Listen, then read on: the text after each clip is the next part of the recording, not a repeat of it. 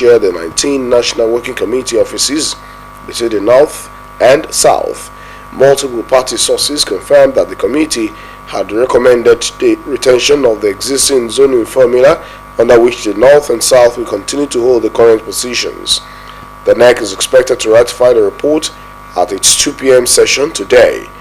A PDP NWC insider said from the report they have seen, the zoning committee upheld the current zoning formula. The South has already micro-zoned its offices to the geopolitical zones, while the North will finalize its own arrangements after the NEC. At the PDP South Stakeholders meeting in Lagos last Thursday, Southern leaders allocated the Deputy National Chairman and National Publicity Secretary to the South-South, the National Secretary and National Auditor to the Southwest, and the Deputy National Secretary and Financial Secretary to the Southeast. With Governor Seyi Makinde's influence, the National Secretary was micro-zoned to Oyo, while Akwa Ibom got the Publicity Secretary slot. The tenure of the acting NWC, led by Ambassador Umar Damagum, will lapse in December. To forestall further cracks, the party's NEC had in July approved November 15 to 16 as the date for its National Elective Convention to be held in Ibadan, Oyo State. Adamawa State Governor Amadu Fintiri will chair the National Convention Committee with Osun Governor Ademola Adeleke as Vice Chairman and Enugu Governor Peter Mba as Secretary. Check details in the Punch newspaper. Still on Leaving the Nation yet, we have this security story. Troops seize 32,000 liters of stolen product. Arrest 69 suspects in Niger Delta. The troops of Division Nigeria Army, in collaboration with other security agencies, has destroyed 9 illegal refineries, confiscated 32 liters of stolen petroleum products, and arrested 96 suspected oil thieves in Niger Delta region. Confirming the development, the Acting Deputy Director, 6th Division Army Public Relations, Lieutenant Colonel Danjuma, said in Delta State that the troops intercepted 2 trucks loaded with over 15,000 liters of illegal refined automotive gas oil (AGO) at the Sapele local government area. He said 3 suspects were arrested in connection with the seizures, adding that at the one main village in Sapele, the troops recovered 16 cellophane bags with illegal refined AGO, while at Nana Town in Warri North, they uncovered many drums and 4 jerrycans of illegal refined AGO. Danjuma explained that in Rivers State, at kilometer 45 in the Gama local government area, the troops deactivated 3 illegal refinery sites, recovered over 7,000 liters of stolen product, and seized a wooden boat.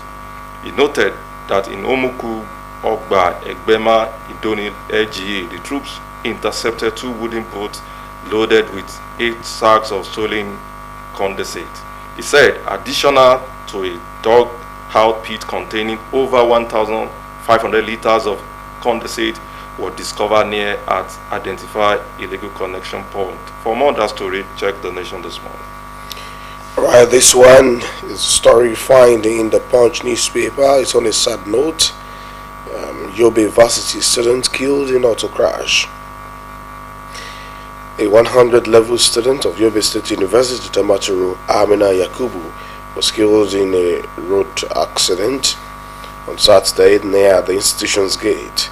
The spokesperson of the Yobe State Police Command, Dungus Abdukarim, who spoke via telephone, explained that the crash was linked to diversions on Gujuba Road caused by military operations in the area, noting that motorists are often forced into a single lane, adding that due to the impatience and other factors, accidents had been occurring from time to time along that stretch.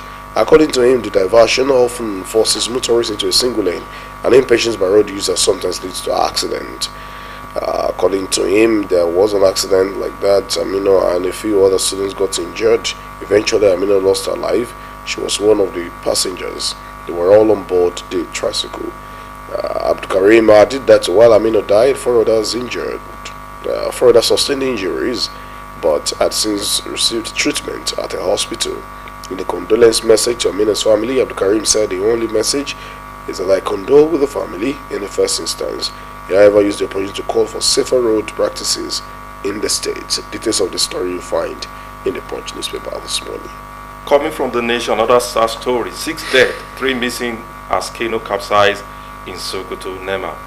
The National Emergency Management Agency, NEMA, has confirmed the death of 6 people after a canoe capsized in Garin Faji, Sabon, Benin local government area of Sokoto State. According to the agency, 30 people were involved in the canoe accident that happened on Friday in the state.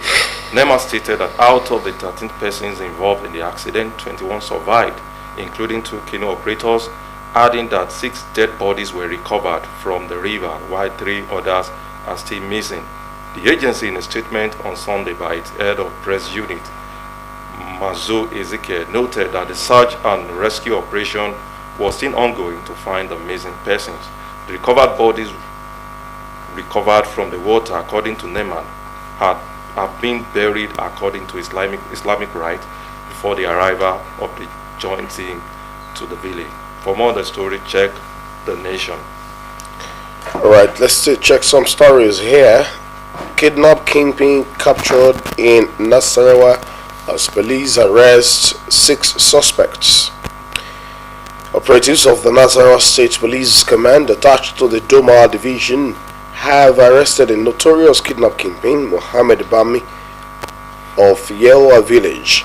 The command's public relations officer, Rahman Nansel, confirmed the arrest in a statement in Lafayette, the state's capital. According to the statement, the suspect is responsible for multiple kidnappings and armed robberies across the Doma local government area of the state and its environs. Nansel disclosed that the suspect, who narrowly escaped arrest last month when his gang members were apprehended, finally ran out of luck. During a clearance operation at Doka Forest, Igua, the operative, spotted him, and in a desperate bid to evade capture, he pulled a knife to attack the officers, but was swiftly overpowered and arrested.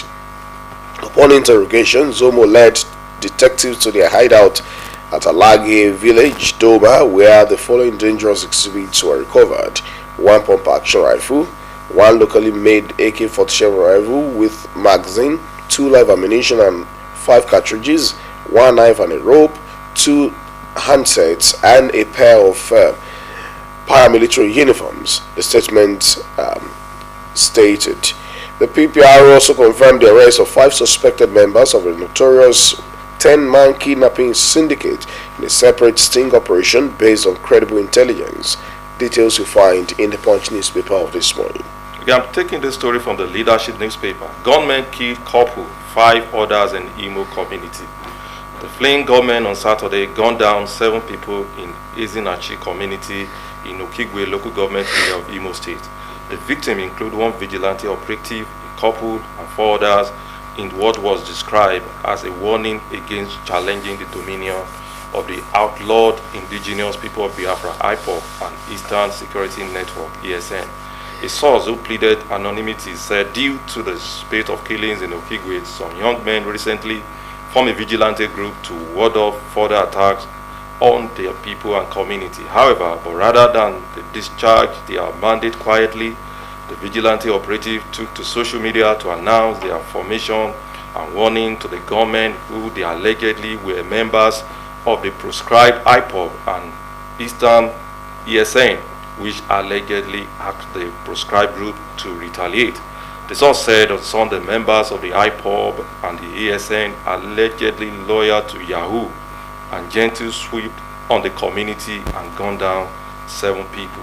According to the source, the government did not shoot amidst warning that nobody should dare to contest the dominion with them. The source said as a result of the repeated attacks on the community in Okigwe, some boys decided to form a vigilante group to keep watch against further attacks. Instead of them to carry out their plan quietly, they posted it on social media to announce their presence and warn IPOB and ESN members to steer clear of the community. You know, Sunday, this story just made me remind of the fact that in a country like Nigeria, we don't really take security issue as something sensitive. Given the fact that security is a very sensitive business and it doesn't give you the license because you have your strategies and probably you're looking for a way to be praised.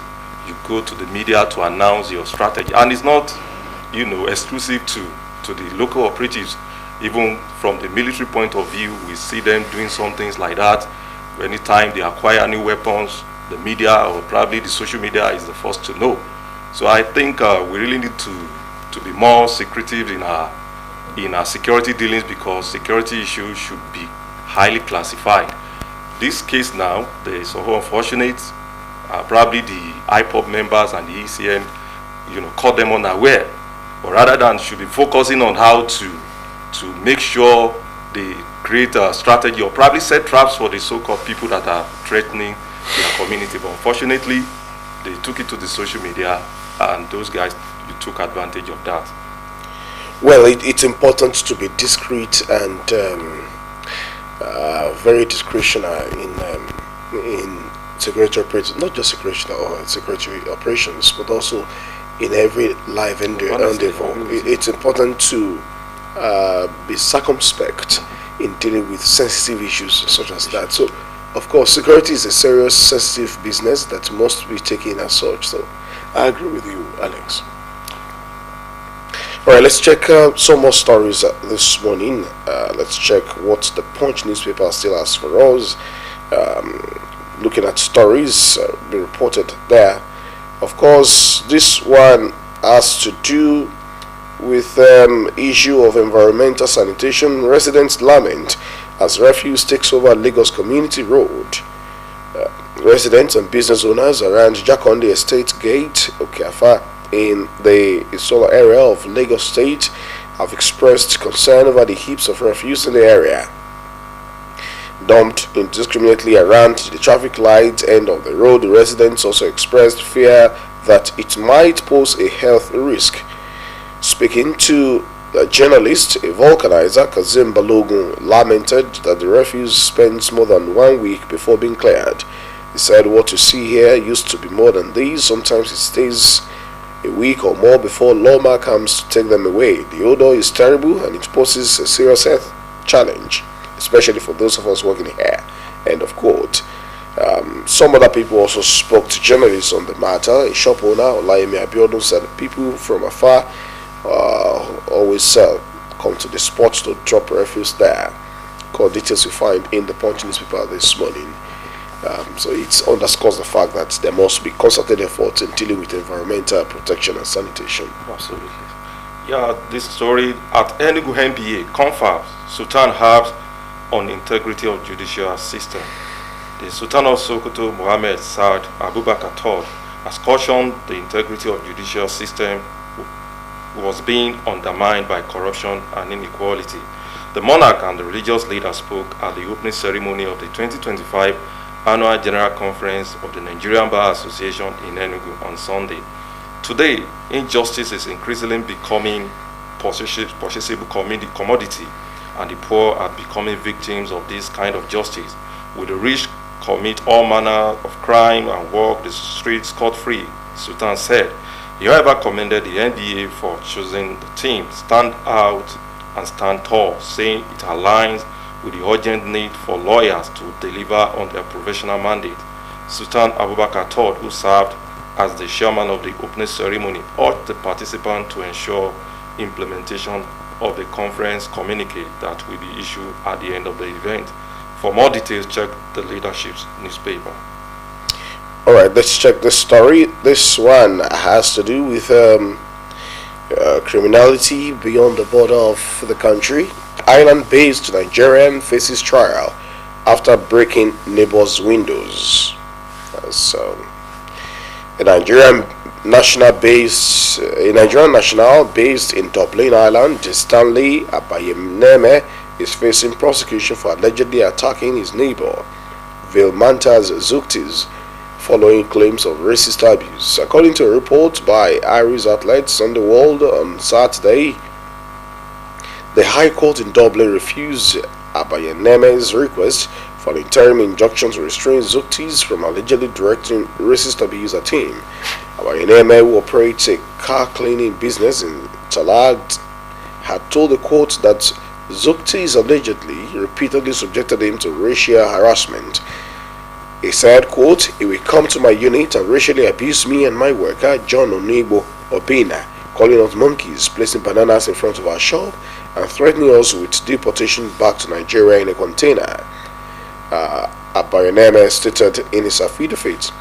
He further alleged that Zukti's behavior was aggressive and obstructive, including threats to his staff, interference with his customers, and even a burglary in which he claimed to have lost 200,000 euros worth of cash and stock. However, presiding judge Justice Emily Egan, after reviewing video footage of an April incident, stated that the Nigerian businessman had not been entirely truthful in his account. The judge noted they had not come to court with clean hands before refusing his application for restraining orders. The video, which was presented to the court, showed Abayaneme allegedly attacking Zuktis with a stick, breaking it on his leg, throwing a ladder at him, and spray painting his neighbor's windows. Lawyers for Zuktis had argued in a letter dated August 5 that this violent conduct undermined Abayaneme's claims of being only a victim. The case is expected to return to court later this week. You find the story in the Punch newspaper this morning. Okay, from there I go to sport news, and coming from the Leadership newspaper. Coming from the Leadership newspapers. Broke retired players should be jailed, says ex-Super Eagle player Ideye. The former Super Eagle forward Brown Ideye has sparked controversy after declaring that footballers who are handed broke after retirement should be jailed. The 2013 African Cup of Nations winner, who recently retired from international football, took to his official X account to advise players to treat their wages as lifetime salary earned in just a few years. Footballers starting saving for your future from day one, he said. No matter how small your salary is, put something aside for your retirement, Ideye wrote. The former West Bromwich Albion striker, who stressed the importance of having a solid support system. Pray for the right people around you. Pray for a good partner, because these things matter after football, he added. His remarks came in response to an online debate about the financial struggles of ex-footballers. A follower had argued that players, especially those who enjoy long stints in Europe, had little excuse not to build financial security. Ideye's response was blunt. They should be jailed for life. After they retired from playing, they can't feed themselves. The debate gained momentum after ex-Super Eagle defender Taribo West gave an emotional outburst at the burial of late Super Eagle goalkeeper Peter Rufai on Friday.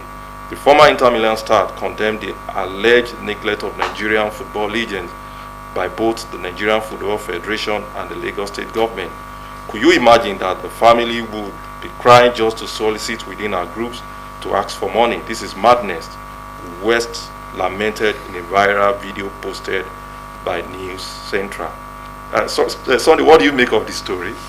You know, Ideye coming out to actually attack ex-players that failed for not building financial security for themselves despite their long adventure in Europe. What do you make of this story? Well, it's not just about footballers, it's about everyone. There's this popular saying that we must always save For against rainy days. So, but specifically speaking, now footballers are said to earn a lot. Mm-hmm. They are reported to really earn so much in the profession they've chosen to pursue. But I saw the video where Taribo West was lamenting the issues he said cropped up, especially at the burial, at the funeral of Peter Rufai. God rest his soul, perfect gentleman. Before his death, I had an interview with him during one of his visits to Akure, and very refined gentleman, down to earth, God rest his soul. But now the issue, I think it's important really to heed. We must heed those pieces of advice. Save against the raining days. Save towards the raining day. Put aside something, because you never can tell. what tomorrow holds. The elders will say that today does not look like yesterday. That's why the herbalists will consult the oracle on a daily basis, and so you must also try. It's not easy, especially looking at the economic situation of the world, not just Nigeria. It's really not easy across the globe, but it's important that something must be done in looking at how you could set aside something, no matter how small, just as they have said, so that you have something in save. I think I agree with you. On the contrary, I think they should also understand the fact that they belong to two different generations. From the point of view of Taribo, during their time, they were not that sufficiently paid compared to Ideye's time. And Ideye's time compared to Osime time, they are through different generations. And so to some extent, if it happens, that's life. And somehow, probably, I should expect the football authority to weigh in and help these legends. They remain our heroes, whether we like it or not. So that's just my take. And with that, we've come to the end of newspaper review. We take a break now. When we come back, we'll be hitting the topical discussion for the day. Stay, we'll be right back.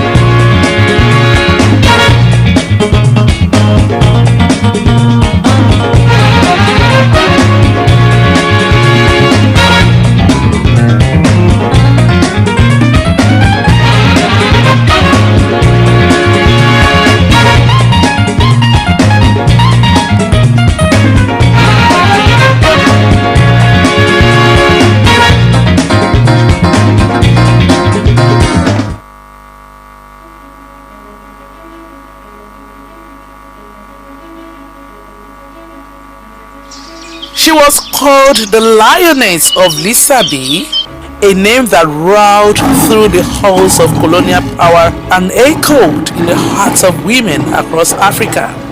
Her name is Fumilayo Ransom Kuti, a teacher, activist, feminist, nationalist, and mother to legends. But before the fame, there was fire. Born on October 25, 1900 in Abeokuta, present-day Ogun State, Nigeria. Fumilayo was born Frances Abigail Olufumilayo Thomas. She came from a family that valued education, and in 1914, she became the first female student at Abeokuta Grammar School. Determined and brilliant, she later traveled to England for further studies, a rare feat for a Nigerian woman at that time. There, she trained as a teacher, absorbing ideas of equality and freedom that would shape her life's mission. On returning to Nigeria in the 1920s, she married Reverend Israel Ransom Kuti, a clergyman and educator. Together, they worked to uplift their community through education. But Fumilayo was not content with just teaching. She saw how colonial rule and traditional structures oppressed Nigerian women, and she decided to act. In 1947, she founded the Abeokuta Women's Union, one of Africa's most powerful grassroots women movements. The group fought against unfair taxation and the corrupt practices of the Alake, the traditional ruler of Abeokuta. Thousands of women led by Fumilayo marched in protest. They sang, they chanted, they occupied, and eventually they won. The Alake was forced to abdicate. Fumilayo Ransom Kuti was fearless. She was one of the few Nigerian women to drive a car, to travel widely, and to speak truth to power. Her activism didn't stop in Abeokuta. She was a founding member of the Nigerian Union of Teachers, a member of the National Council of Nigeria and the Cameroon's NCNC. And in 1953, she became the first Nigerian woman to visit the Soviet Union, a move that earned her the label Communist Sympathizer by British authorities. But she wasn't deterred. In fact, she was emboldened. In her later years, she focused on broader issues: education, voting rights, women participation in politics. She advocated for the inclusion of women in leadership and resisted Nigeria's slide into authoritarianism. She raised 4 children, including Fela Anikulapo Kuti, the legendary Afrobeat pioneer, instilling in them the spirit of resistance and truth. But tragedy would eventually come. In 1977, during a brutal military raid on Fela's compound, known as Kalakuta Republic, Funmilayo was thrown from his second-story window by soldiers. She never recovered from the injuries, and on April 13th, 1978, she passed away. Funmilayo Ransom Kuti was more than a mother, more than a teacher. She was a symbol of courage, of resistance, of dignity. She paved the path so Nigerian women could walk tall, speak freely, and fight for justice. Her legacy lives in every classroom, every protest, every woman who dares to say enough is enough.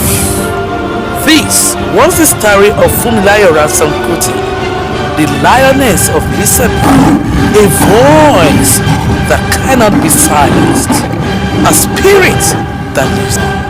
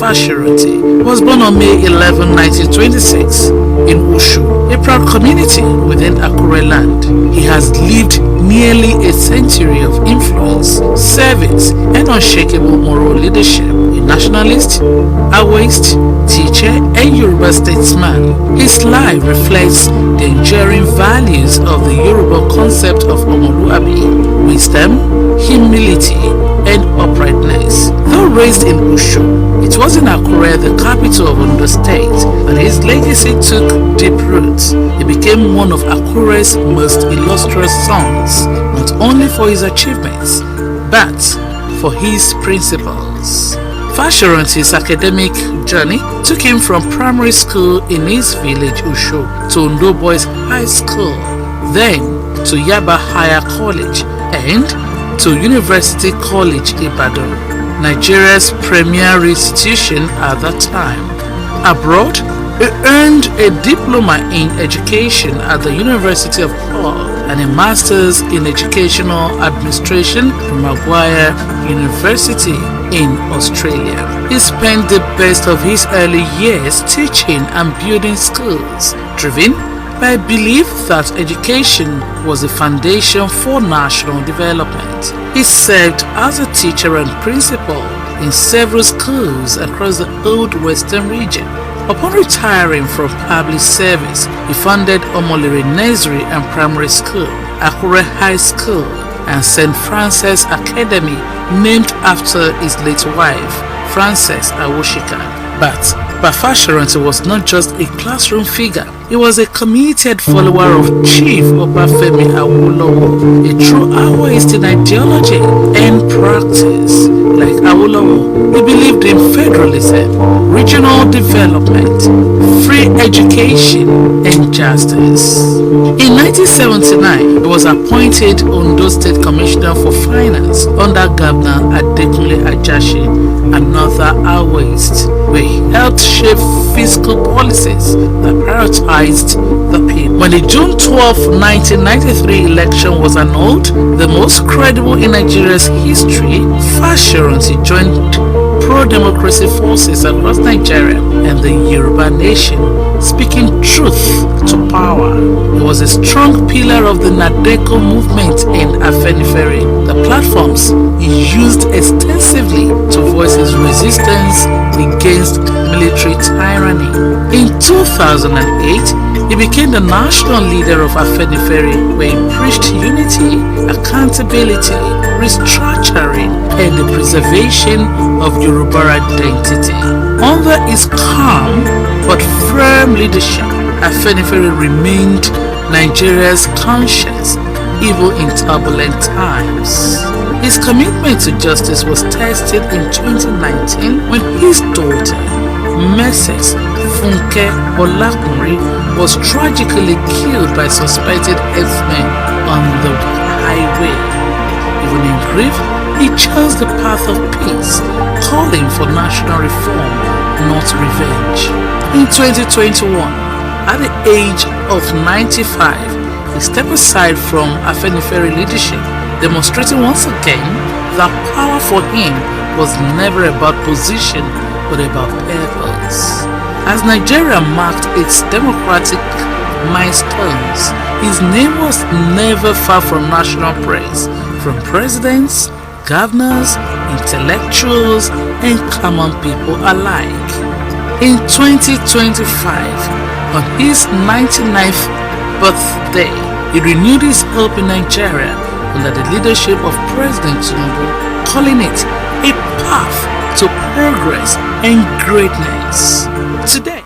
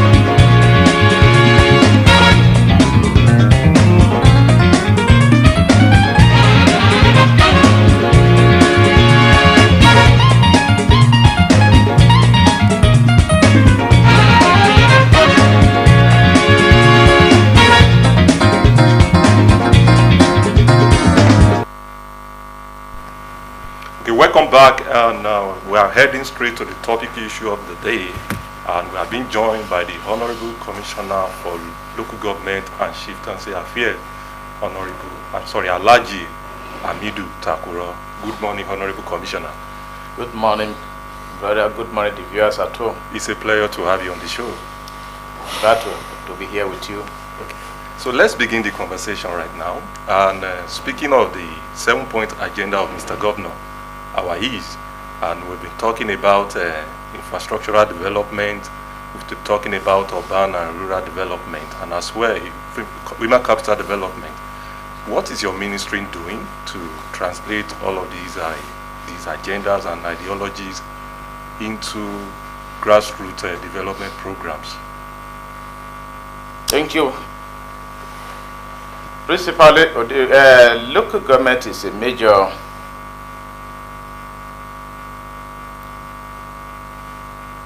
stakeholders when it comes to development of rural communities in everywhere in the world.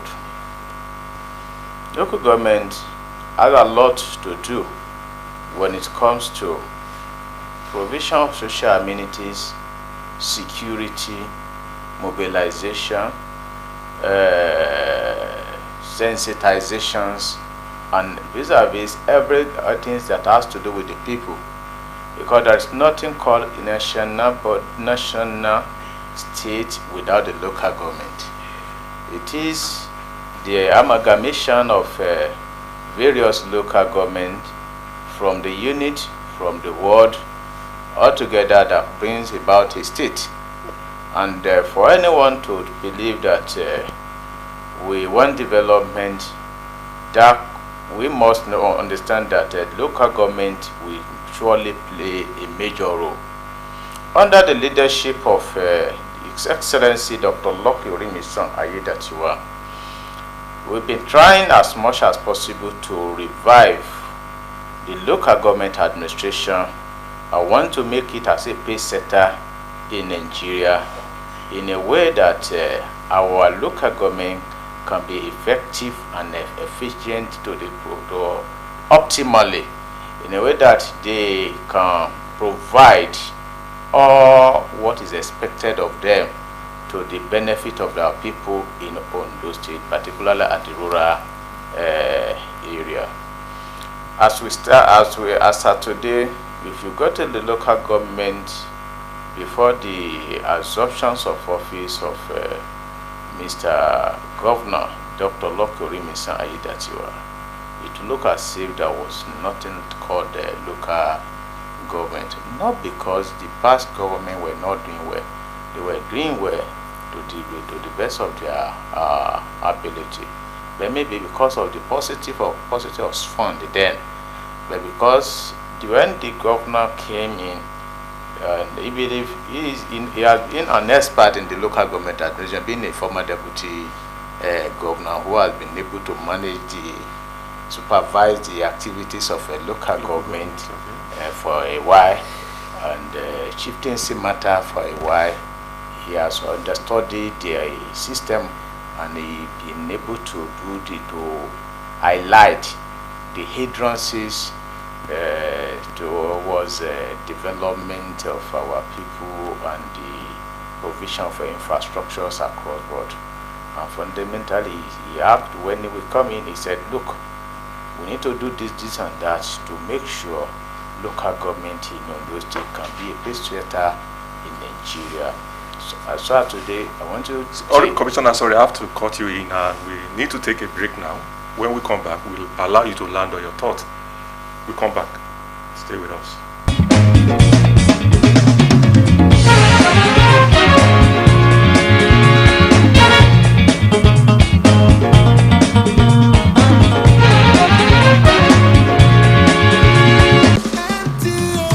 The MTN Mega Billion promo is here.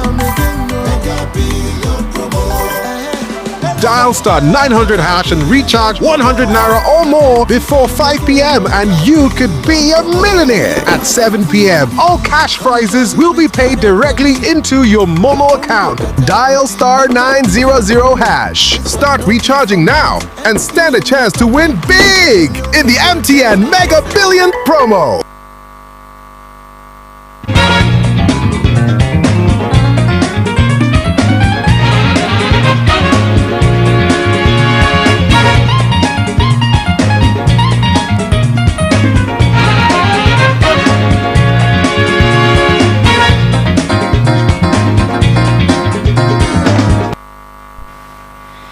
Welcome back, and if you are just joining, we are exploring the topic, our youth mandate and grassroots development in Ondo State. And doing justice to that with us this morning is the Honorable Commissioner for Local Government and Chieftaincy Affairs, Alhaji Hamidu Takuro. Honorable, you were saying something, so probably you should land on your thought right now. Yeah. As I was saying, the leadership under the present governor, Lucky Aiyedatiwa, means well to make sure that the local government administration in those states in particular are given all needed opportunity, support to make sure they render service to the people of Ondo State as expected, as it used to be. In the past, local government used to build roads, used to build hospitals, used to build schools and others. I want to assure you, within the next few months, you will be seeing the wonders that the local government are doing.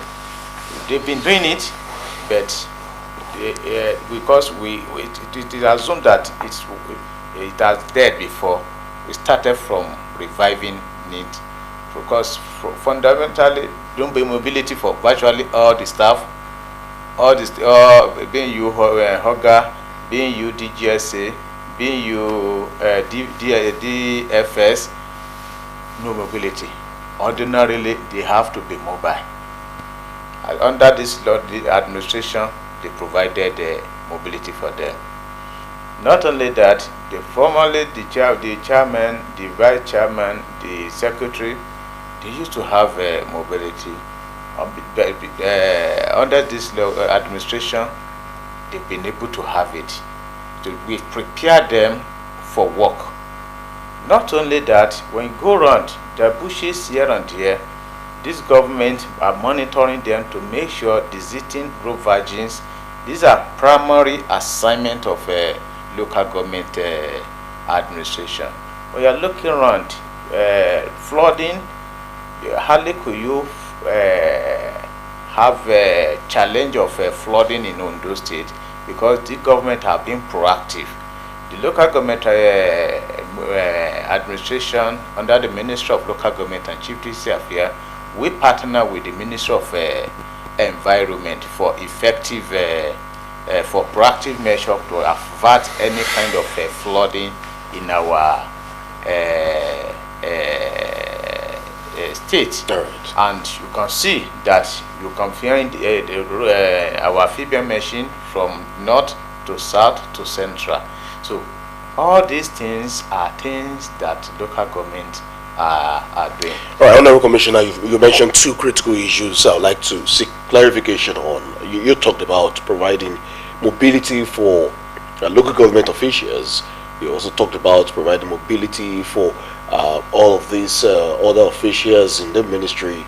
But I also see you talk about clearing road verges and all of that. I'd like to know who embarked on these projects, the state government or the local government? The local government. How then did it come under the purview of the current administration at the state level? You know, the principally the duty of the Ministry of Local Government and Chieftaincy Affairs is to provide leadership, is to provide supervision, is to create idea that can be. Sometimes when we bring out them together to discuss how do we develop the challenges that are similar from ABC. Okay, let's embark on this. And when we agree together, they go together. We can go for not. By tomorrow, I'll start moving from one local government to another to assess the level of compliance in terms of the area of road verging and the sitting. Apart from that, other capital projects that they've been embarked upon, want to be sure that yes, they are doing in line with our discussion, in line with our agreement, because we want to showcase the importance of a local government in Ondo State, and they want us to be a leading light. How leading is the light of local government administration in Ondo State, especially looking at the clamor for true independence of the local government and not just as appendages of the governor or the state government in all of the states of the country. How leading, therefore, is the light of Ondo State in let me clarify that. We are working under Constitution of Federal Republic of Nigeria. There is a judgment from the Supreme Court, and there is a law governing us in Nigeria. That is 1989 Constitution. Under 1999 Constitution as of today, that has not been amended, the local government are still under the state government. And there is process that the governors in Nigeria, what they are saying that let there be an amendment to our law so that we will not be working against the sworn an oath to protect the Constitution of the Federal Republic of Nigeria. Apart from, and in that, the basic responsibility of the state government as at today on the issue of local government is to provide supervision. They are not appendage. Right, you go on with your thought, but with your submission, you're saying that the judgment on local government autonomy is still just in the bag and not effective. Is that what you're saying? Even before the judgment, as far as Ondo State is concerned, we've been complying with the NFIU law. When you look at the NFIU law, it directed that all money should go to the local government. The local government fund should go to local government account. Which we've been complying with. What we are only doing is to make sure we provide supervision. We bring them together that, look, how do we do this? How do we do this? In line with the vision of the state government, under that the local government are working under. Virtually, when you look at all the local government chairmen, they are all members of our party. And we expected then that we should work together as a one family so that we can be able to deliver the vision of the Mr. Governor. It won't be that Mr. Governor believes in infrastructure and they believe in farming. Are you getting me? It means that the vision may not be able to be on the same meanwhile, as of today, we believe in farming, we believe in infrastructure, the key into it, and we are working towards the same goal. All Commissioner, we will come back to talk generally on the either to administration vis-a-vis different sectoral breakdown. But then, let's look at something. You're a member of the State Executive Council. Recently, we heard that the council, as chaired by the governor of Ondo State, Loki Rimisaida, to approved that each commissioner should go ahead and ensure that a certain number of kilometers of road is placed in each local government. Can you shed light on these? Let's know why it's like that, and not that it's just a general award of contract the way it used to be. Well, I didn't know where you get your information, but what I know is that the governor informed all of us that we came from our various local governments. We should help him to identify roads that will contribute meaningfully to the life of our people, that has commercial values. We should help him to identify them. We have so numerous roads that needed attention of the government, being you federal, state or local government. But he believed that we as a commissioner, that we should work with the other stakeholders in our local government, that we want to touch every local government in the area of road construction. And we've done that. We've submitted our area of interest that we believe that has commercial benefit for our people. Okay, so you're not aware of the 5-kilometer road approved to all commissioners in the respective local government? What the minister, they don't governor do that. They approve road based on the yearning of the people of each of the local government that we are representing. No commissioner is constructing road. You have only one ministry that is in charge of constructions of road in Ondo State, which is Ministry of Infrastructure, Land and Housing. Okay. Okay, Honorable Commissioner, thank you for the clarification. I would like to take you to the issue of the SCDAs. Recently, the newly created 33 SCDAs. How effective or operational are these SCDAs? Or probably they are just political offices for compensatory roles. Are they effective? You said the other time that your oversight function of your ministry is to monitor and guide the activities of the local government. So what is their impact and benefit to grassroots development?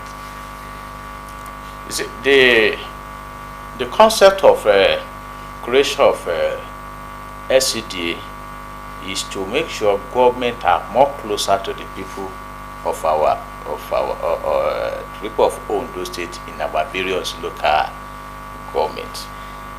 If you can remember, this was done when our late leader Arakunrin Rotimi Odunayo Akeredolu was alive, was in charge. And in doing that, then it has been signed into law. They've legislated on it, and it has been signed into law. It has become a law of Ondo State that there is a local government development area council. So, number two,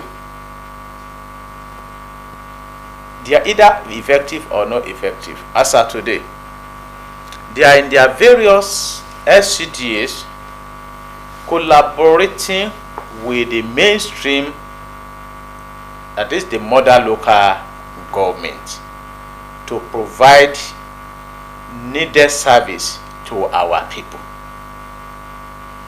They have their own limitation.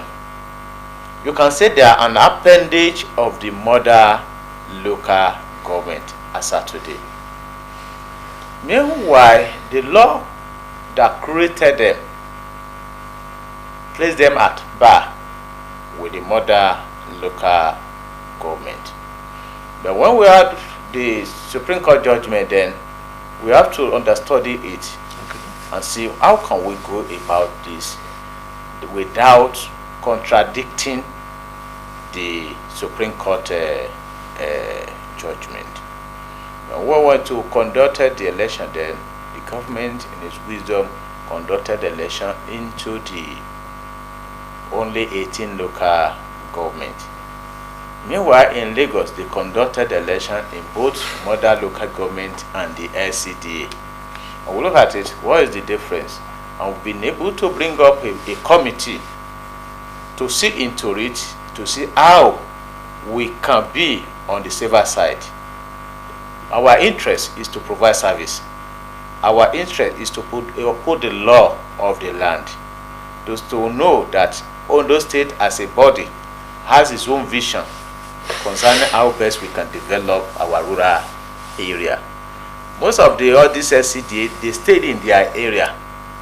None of them come to the mother local government to state. They gather information, they gather intelligence report, and they gather all other issues to make sure that they can easily collaborate with the mother local government in their respective local government. Well, Honorable Commissioner, a question keeps raging everywhere as to why exactly are these LCDAs still existing if on 20th of June 2024 it was reported that a court of competent jurisdiction in those states scrapped the 33 LCDAs. Is their existence in contravention of the judgment of the court, or is government reluctant, maybe for political reasons, to abide by that judgment? Why are they still existing, Honorable Commissioner? But he said a court of competent jurisdiction at the lower level. And we have the opportunity of appealing that judgment. Has that been set aside? The court, when you appeal, it means status quo remain. That is a simple interpretation. We've appealed that judgment.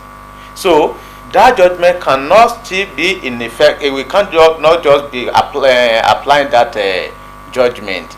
We've appealed on that, just like for you to say a court of a tribunal remove a governor, and the governor immediately appeal his judgment to the court of appeal. Would that governor leave his office? He will still be in the office pending the determination of the court of appeal on that matter. But besides this, can you confidently say that the Idaho administration is comfortable with establishing 33 LCDAs in addition to the 18 local governments, in spite or in the face of the economic quagmire that the country battles with, including Ondo State? As you know, that's why it's one of the first governors that we can attribute to be a financial expert ever since the creation of Ondo State in 1976. He knows the importance of this SCD. He was part of it. He was the former deputy governor. He knows the ins and outs. They've demonstrated it in Lagos, and they are doing fine. We don't see any reason why we should abolish it as of today, because the role given to them, they are doing it well. They are collaborating well, and we believe that anything that can enhance the performance of our people at the local level, we should support it. And when you go around across the state, local government, across the state, you see virtually all the communities, they are happy that their SCDA are still in existence. Okay, Honorable Commissioner, we should be talking about grassroots development, and when some of our local government structures are sometimes incapacitated to engage in, to some extent, infrastructural projects like road construction and the rest. So is there any possibility as a country for us to unbundle the responsibility of the federal government and the state government in a way of transferring, responsibilities and the ownership of our rural road to the local government to start construction in terms of maintenance and rehabilitation, given the fact that rural road is very jamming to economic development? Some of these are farm produce, 70%, they come from the rural areas, and they make use of this road. So is it possible to hand over the ownership of the rural road to the local government without the interference of the state and the federal government? Well, what I believe on that is about the role being played by the federal government and state government on our rural area is a complementing role. Okay. The local government are truly in charge of our rural road. In most of the dry season. Is that the case as we speak? Yes. Okay. In all the local government, the local government are the ones to ensure that during the dry season, they do what we call grading of all the rural road. And they provide a feeder road. But at the time, we had issue some many years where it becomes very difficult for local government to even pay salaries of their workers. Not to talk of embarking on any meaningful provision of social service or constructions of building or roads. So it has paralyzed the activities of local government for a while. We just come out from that predicament. As at the time when I came in, we had a problem of paying salary.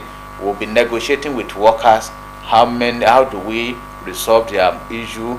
Are we paying half salary? Are we paying percentage? Oh, we're going to pay, but we still have 7-month arrears of salary before, and we started paying it gradually. We offset it. After we saw it is then, when you look at it today, the pensioners are there. People are looking at infrastructure alone. The pensioners, in voice of the state, they are crying. But under this administration, I can tell you, we pay billions of naira for the pensioners in Ondo State, because they've already provided their meritorious service to the people of the local government and Ondo State in general. And when they retire, they become weak. It is expected they should be able to get their money to maintain themselves, to keep themselves alive. As at the time we resume, the gratuities of our people was abandoned. And this governor came up that, look, we must attend to the retired people. They are our fathers, they are our mothers. Why do we abandon them without taking care of their interests? Honorable Commissioner, because of our time, we need to move into some other issues now. I do understand that you've been Commissioner for Local Government and Chieftaincy Affairs. The first time you were requested to come back, the second time, now the third time you're there. Share with us, is it that the job is that easy, or what exactly are you doing differently that make even traditional rulers to say you're the one they want at the helms of affairs in that ministry? Well, I want to attribute it to God Almighty. It wasn't an easy task leading the Ministry of Local Government, Chieftaincy Affairs, handling our fathers at home, being an Oba, a bearded Oba in Yoruba land. It is not an easy task. They are kind of a people. If you are seeing them before being enthroned, they are different, they are ordinary. But once they are enthroned, they become supernatural. Are you getting me? They are fathers. You must learn how to talk to them. You must learn how to relate with them. You must learn how to respect them. That is an institution that is keeping our custom and tradition. They are in charge of they are in custodians of our custom and tradition. Don't toy with them. We understand that fact. I understand that fact. Maybe because I'm a prince too. So you're a prince. I'm a prince. So maybe because of that. Prince from Mirele, right? I'm from Ayesan, precisely. Ayesan, okay. The local government area of Ondo State. I'm a prince of Oluso of Ayesan. So one of these days might also become another. I don't know what God has for me. So I understand them. I cherish them, and I love them. I see all of them as my father. In fact, they call me their Arema of all of us in Ondo State. Wow. And I cherish them. So knowing that fact about the KPAC, they have a lot of role they are playing in development of our people, in sustaining peace, in mobilizing our people. Do you subscribe to the agitation that there should be constitutional roles for our traditional rulers? 100%. You see, if there were no traditionals or bars in our environment, in all the localities in this country, I doubt if the government can even control the system. If you go to every palaces this morning, you will see a lot of people that the KPAC will be attending to, from issue of security, issue of domestic matter, this and that. Even our court may not be able to even contain the crowd. But these traditional or KPACs are the one taking charge, resolving a lot of matter, bringing peace to their domain. And they are the one that comprises we amalgamated together to form a local government. Local government to state. So they, from morning to night, in fact, they endanger their life in most cases. Their role cannot be overemphasized. All right, So that well said. Support them. That well said. My final question would be like a two-pronged question, but you've highlighted the roles played by these traditional rulers. You've also said they do a whole lot. How well is government also taking care of them? I'm asking this on the basis of the fact that for the first time, you find traditional rulers publicly endorsing a governor, and then it struck a chord in the minds of many of us with critical minds that what exactly could have happened on the ground. Is it that there is a preferential treatment given to Obas by this administration? What exactly is the issue? Number one, the governor honored them. He valued them, he appreciated them. If Mr. Governor came in to any program, he doesn't allow the traditional ruler to stand up. That's number one respect he gave to them. Number two, they deserve 5% of allocation to each of their local government. Mr. Governor graciously approved it to them. What they were taking before, it was a meager. In fact, you can't even imagine the amount they were taking before the assumption of office of Mr. Governor, Dr. Loki Orimisan Ayedatiwa. And not only that, he has other packages. Not only that, they do not have a befitting upper house. Don't even have anyone before. Mr. Governor built a befitting upper house. You will see that go to opposite very close to the dome. Very close to the dome opposite what is this supermarket? Let's leave the name of the supermarket. That is that. And apart from that, there are other packages to make sure we make them comfortable, we make them happy, we give them their dues as an Oba in Ondo State. Honorable Commissioner, that being said, because of our time, I want you to delve into the issue of occasional friction between among Obas in Yoruba land. This dispute on supremacy, community autonomy, and the rest. To some extent, you agree with me that that is quite affecting our historical narrations. It's distorting our historical narrations and affecting our traditional values. What is your ministry doing in a way of peaceful resolution to weigh in or concerning this issue of supremacy among Oba? And I believe Ondo State is not an exception. So what are you doing possibly to reduce the number of litigation that come from the issue of Obaships, tools, and so on and so forth? What are you doing to that effect? Glory be to Almighty God that has been helping us to do a lot in that regard. We have our mechanism that we do apply to make sure that no matter the situation, we bring them together in a way that we want to hear from A and the B, and we talk straight to the point that KBC A, you get it right. KBC, there was an error, KBC, because of this, because of that. I want to appeal it for the sake of peace and progress of Ondo State. Kindly help us, let us resolve this matter. In most cases, they do oblige us. In most cases, they do oblige us. Does that also extend to expansionist agenda from some of the traditional rulers? Yes, we always emphasize it in any of our meetings that never shall we allow any of our KBC to indulge in any expansionist tendencies that can create problem. There is no way we can enjoy ourselves without peace. So, and if anybody is trying to expand beyond his domain, definitely that we're going to, in any action, there was going to be a reaction.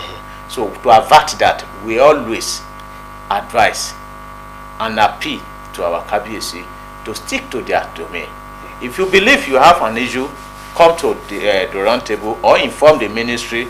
We'll do justice to their matter. Okay, thank you, Honorable Commissioner for Local Government and Chieftaincy Affairs in Ondo State, Alhaji Hamidu Takuro. Thank you for your time on the show. We really appreciate you. Thank you. And on that note, we've come to the end of the show. You quite agree with me that it has been an interesting one. And next week promises to be another moment. And until then, do enjoy the rest of the week. My name is Hales Adejoye. I'm from my colleagues on the... Yeah, I'm almost saying Prince. Alhaji Amidu Takura. I'm known for the first time, a prince. Well, maybe one of these days, if God wills, will come and For the coronation. All right, everyone, it's been an interesting moment looking at grassroots administration in Ondo State, especially how it promotes peace and tranquility. Thank you so much for being a part of it. I am Sunday Kolawole. Enjoy the rest of the day. Goodbye.